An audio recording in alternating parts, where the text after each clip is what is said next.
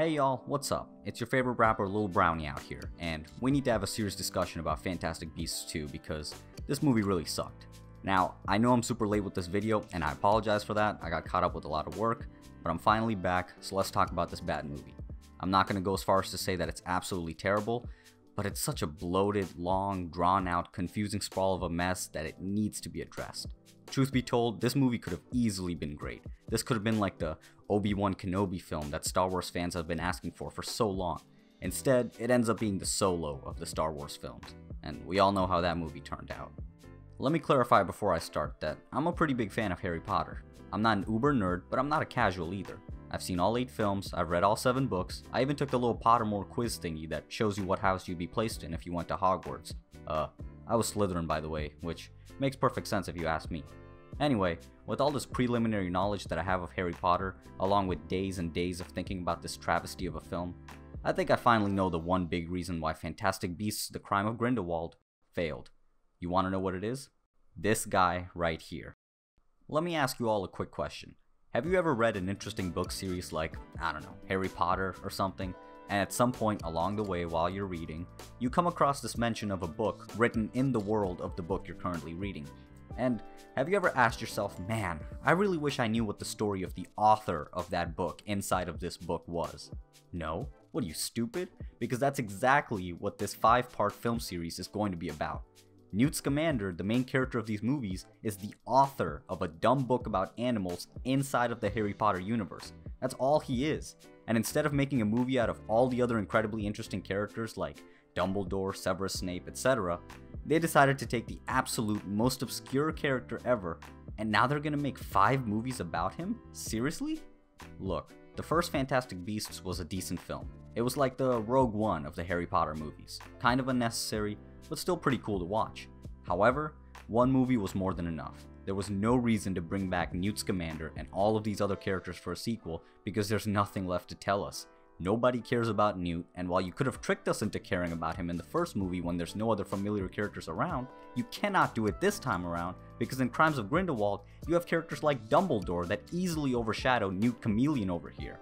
The only thing that you've accomplished by bringing all these characters into the sequel is that you've made it extremely more bloated than it needs to be, because now we have to follow the stories of all these 10 or so characters simultaneously.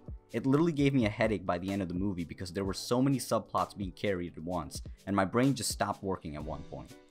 Fantastic Beasts: The Crimes of Grindelwald should have simply been called The Crimes of Grindelwald. Instead of focusing on this guy, it should have focused on Dumbledore and his adventure to try and stop his best friend from creating chaos in the wizarding world.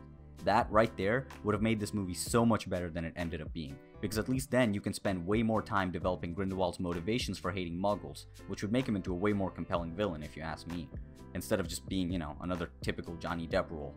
Keep Ezra Miller's character, keep Grindelwald, keep this guy right here because he's really funny, but get rid of everyone else from the first movie and just tell a different story with the sequel. That's how you fix Fantastic Beasts 2.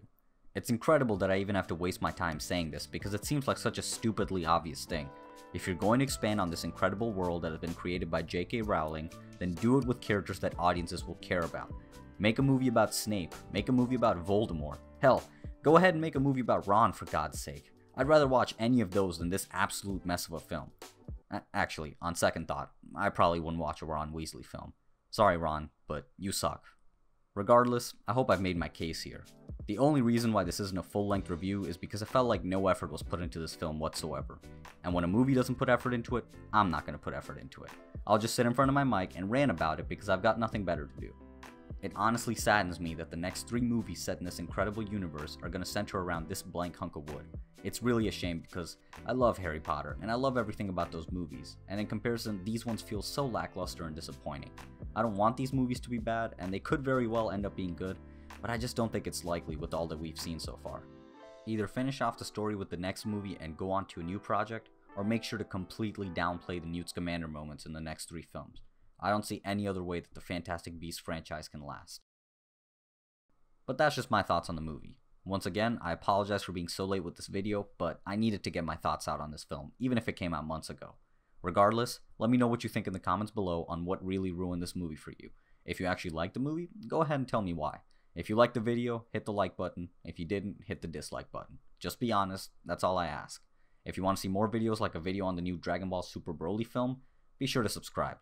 This is your favorite rapper, Lil Brownie, signing off.